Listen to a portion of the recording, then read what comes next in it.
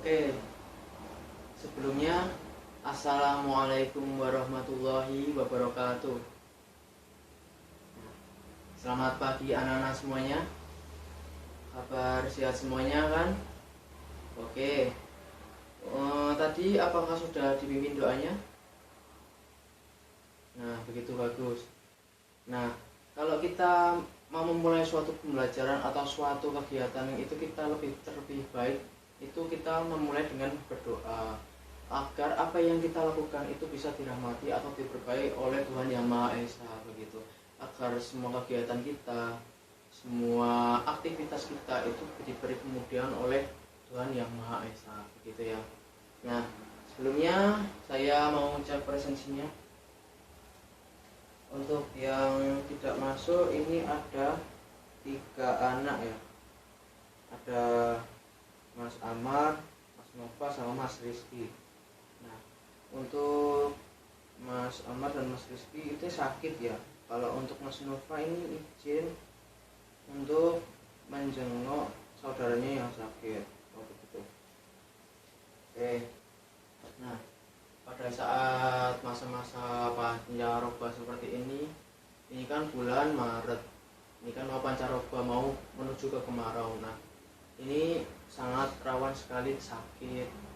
Biasanya juga sakitnya ya sakit kayak cuma demam biasa, panas dingin, batuk pilek atau diare. Nah, untuk mengatasi semua itu kalian harus menjaga pola makan kalian, terus dijaga olahraganya, terus jangan lupa untuk beribadah juga, berdoa. Yang penting kegiatan kalian dalam sehari-hari itu efektif begitu ya. Jangan menyia-nyiakan waktu kalian untuk melakukan hal yang tidak berguna begitu. Nah, untuk sebelumnya kita doakan terlebih dahulu teman-teman kita yang sakit atau saudara teman kita yang sakit gitu. Untuk teman-teman kita dan saudara atau siapapun, semoga segera diberi kesembuhan oleh Tuhan Yang Maha Esa. Berdoa dipersilahkan.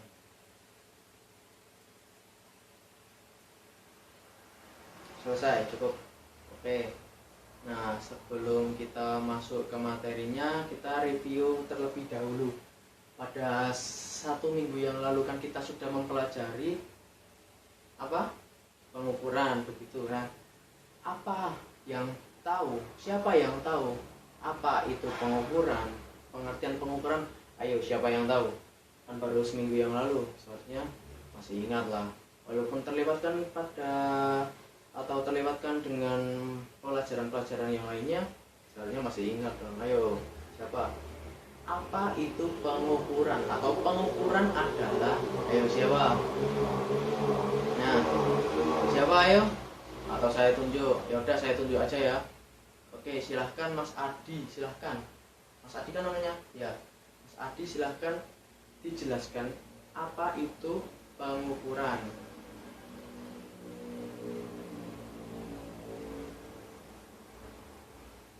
Nah, benar Mas Adi, baca ya. Oke, nggak apa-apa baca. Yang penting kita punya catatan atau bisa kita baca lagi, baca ulang. Itu bisa mengingatkan ingatan kita, bisa mereview lagi agar kita semakin paham, akan bisa nyantol. Jadi bisa di luar kepala, sudah di luar kepala, nggak usah lihat buku lagi. Nah, benar.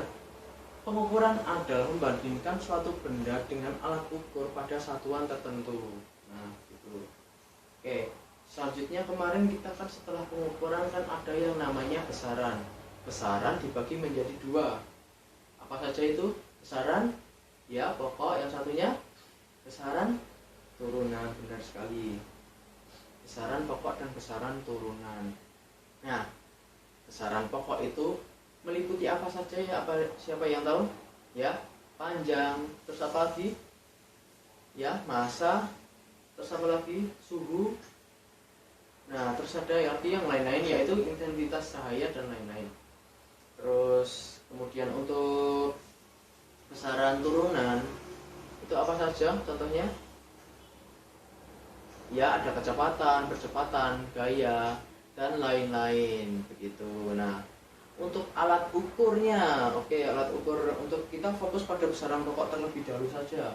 Karena besaran turunan Ada yang tahu pengertian besaran turunan itu apa? Oke, siapa? Oke, silakan Mbak Dila.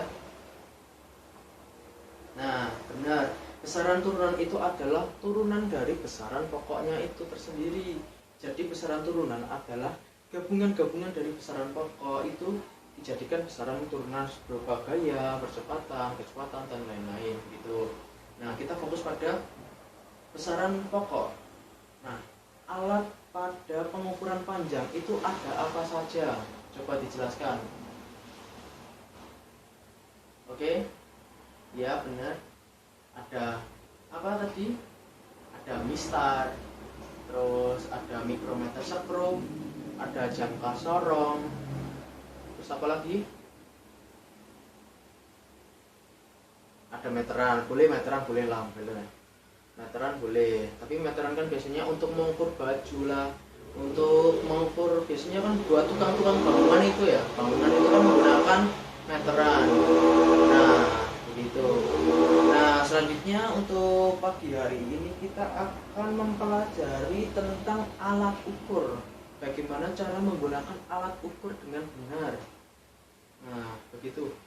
Bagaimana, apa saja macam-macam alat ukur itu apa saja pada besaran pokok tentunya. Nah, sebentar kita buka dulu buku kita. KKS-nya di bawah semuanya kan? Nah, begitu, bawa terus ya. Kalau pada pelajaran saya itu harus membawa LKS, karena buku yang kalian miliki itu adalah LKS, jadi agar apa yang saya sampaikan sinkron dengan kalian begitu. Oke, dibuka bukunya LKS halaman 15.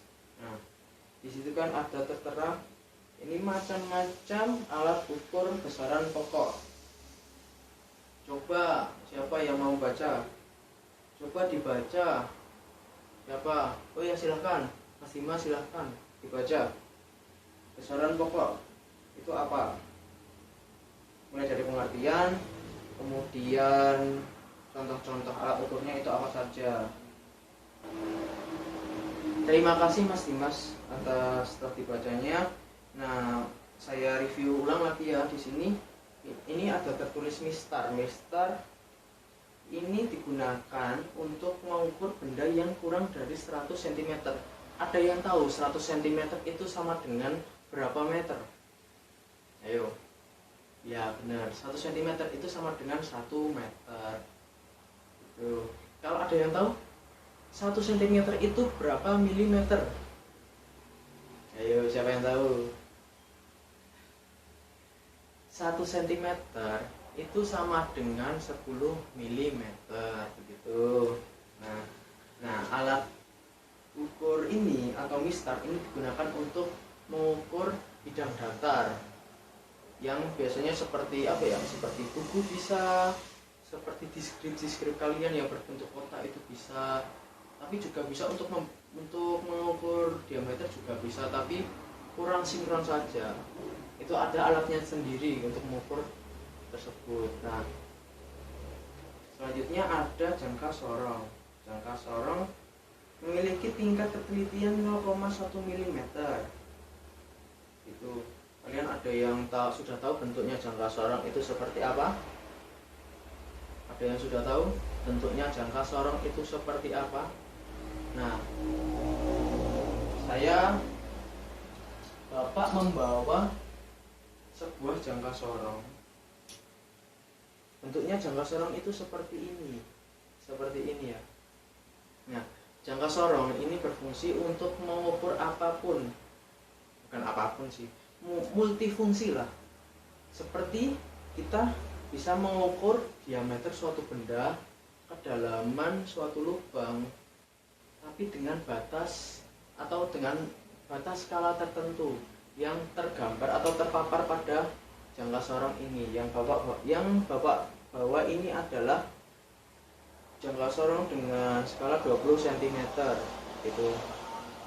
Nah, nanti setelah ini kita akan berdiskusi cara penggunaan jangka sorong yang benar itu seperti apa, kemudian perbedaan jangka sorong dengan mistar itu seperti apa gitu ya. Ada yang mau ditanyakan sampai di sini? Oh ya, perbedaannya kalau dengan mistar, kalau jangka sorong itu bisa mengukur dengan lebih akurat dibandingkan dengan mistar. Karena apa? Di sini itu ada yang namanya skala utama dan skala nonius. Nah, sebelumnya nanti Bapak saya jelaskan habis ini saja ya, Mbak. Oke. Setelah ini kita akan mempelajari apa itu jangka sorong. Nah, selanjutnya saya teruskan lagi. Di sini ada mikrometer sekrup. Mikrometer sekrup itu mirip dengan jangka sorong, tapi berbeda bentuknya. Soalnya Bapak juga tidak bawa, jadi tidak bisa Bapak jelaskan bagaimana itu mikrometer sekrup. Lanjut kita ke neraca atau timbangan. Nah, untuk neraca atau timbangan itu kita bisa mengukur apa? Mengukur massa dengan timbangan.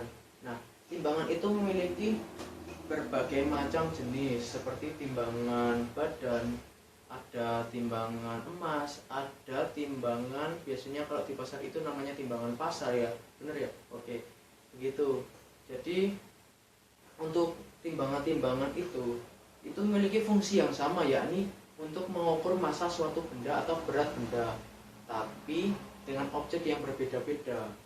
Kalau timbangan emas itu untuk mengukur emas, timbangan sayur ya juga untuk mengukur berat gula lah, berat beras, berat minyak tanah, atau berat minyak goreng, apalah itu yang ada di pasar. Kemudian untuk timbangan berat badan, ya kan itu kan timbangan berat badan pasti untuk mengukur badan atau berat badan kita gitu. Nah, untuk selanjutnya kita akan langsung berdiskusi saja ya. Silahkan kalian amati buku halaman 16. Di situ kan ada cara, sebentar. Di situ kan ada cara penggunaan jangka sorong. Nah, begitu kan di sana kan ada langkah-langkahnya. Yang pertama itu siapkan bendanya, kemudian silahkan digeret digeret skala noniusnya digeret ke bawah, terus dikunci dengan penguncinya. Nah, silahkan dipahami terlebih dahulu pada halaman 16 tersebut, tugas halaman 16 tersebut. Nah, di situ kan ada cara penggunaan jangka sorong. Nah, untuk penggunaan penggaris kan semuanya sudah tahu pasti kan. Nah, begitu. Nah, untuk penggunaan jangka sorong kan tersebut ada pada LKS halaman 16. Nah, untuk selanjutnya silahkan kalian melakukan diskusi mengenai perbedaan antara penggaris dan jangka sorong. Sebelumnya kan pada bawa penggaris masing-masing kan. Oke, usahakan ada yang membawa penggaris ya.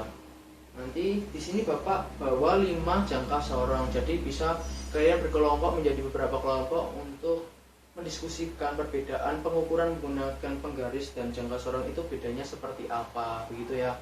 Nah, silahkan kalian berdiskusi nanti sampai jam 9:20. Jadi saya beri waktu 15 menit untuk berdiskusi begitu. Oh iya, sebelumnya saya beri contoh terlebih dahulu lah. Ada yang mau ditanyakan? Oh ya, ini kan baru saya mau memberi contoh kepada mana cara menggunakan jangka sorong dengan benar. Nah, kita siapkan bendanya terlebih dahulu. Di sini Bapak karena adanya kunci motor, ya udah kita coba mengukur kunci motor. Kita mengukur lebar dari kunci motor. Ini ya. Kita mengukur lebar dari kunci motor ini menggunakan jangka sorong. Jangka sorong dengan skala 1 cm sampai 20 cm. Oke. Yang pertama, kita cepit atau apa ya? Kita cepit lah. Kita kaitkan kunci ini dengan mikrometer dengan jangka sorong gitu. Kita kaitkan seperti ini dengan posisi yang seperti ini. Ini kan kita mengukur lebar kunci ini. Nah, ini kalau sudah kita kunci menggunakan roll yang bagian kanan ini berfungsi untuk mengunci. Nah, dengan seperti ini kita sudah bisa mengetahui berapa besar lebar yang ada pada kunci Bapak ini, begitu. Nah, untuk cara pembacaannya silahkan kalian amati pada LKS halaman 16 tersebut ya. Nah, kalau nanti ada yang mau ditanyakan, silahkan ditanyakan kepada Bapak. Silahkan waktunya diskusi dimulai. Oh iya, kan belum dibagi kelompoknya ya. Nah, untuk kelompoknya silahkan, kan ini ada 15 orang. 15 orang kan? Sebentar. Ada 15 orang. Nah, ini dibagi menjadi 5 kelompok saja. Jadi per kelompok ada 3 anak. Nah, begitu. Di sini kan ada 5 jangka sarang. Nah, oh iya, tadi kan ada yang tidak masuk 3. Ya udah, nanti untuk tiga tadi yang tidak masuk, nah, biarkan mereka menjadi PR mereka untuk berkelompok tersendiri. Nah, untuk kalian yang ada di sini silahkan kalian diskusikan perbedaan pengukuran menggunakan penggaris dan jangka sorong itu seperti apa. Nah, begitu. Jadi 3 saja ya, jadi menjadi 4 kelompok. Silahkan salah satu perwakilan kelompok mengambil jangka sorongnya ke depan. Untuk penggarisnya kan kalian sudah punya sendiri-sendiri yuk. Usahakan yang 30 cm saja ya. Nah, oh ya, untuk objek yang akan diukur silahkan kalian mencari objek sendiri. Objeknya seperti apa? Mau tipek, mau pensil, atau mau diskrip kalian. Yang penting tidak lebih dari skala yang ada pada jangka sorong, yakni 20 cm, dan lebih dari skala yang ada pada mistar, yakni 30 cm, begitu. Ada yang mau ditanyakan? Pengumpulannya, oh iya, untuk pengumpulannya silahkan kalian tulis hasil diskusi kalian pada selembar kertas, ditulis nama, nomor absen, terus kelasnya, begitu. Nanti setelah itu kalian, salah satu perwakilan kalian coba dipresentasikan di depan kelas pengukuran penggunaan penggaris dan jangka sorong pada objek, misalkan tipek. Perbedaannya itu apa? Silahkan kalian presentasikan, sampaikan kepada teman-teman kalian. Nanti satu kelompok saja perwakilan, yang selainnya nanti silahkan mengumpulkan dalam bentuk lembaran kertas, begitu ya. Oke, silahkan dimulai diskusinya, dimulai dari sekarang. Terima kasih.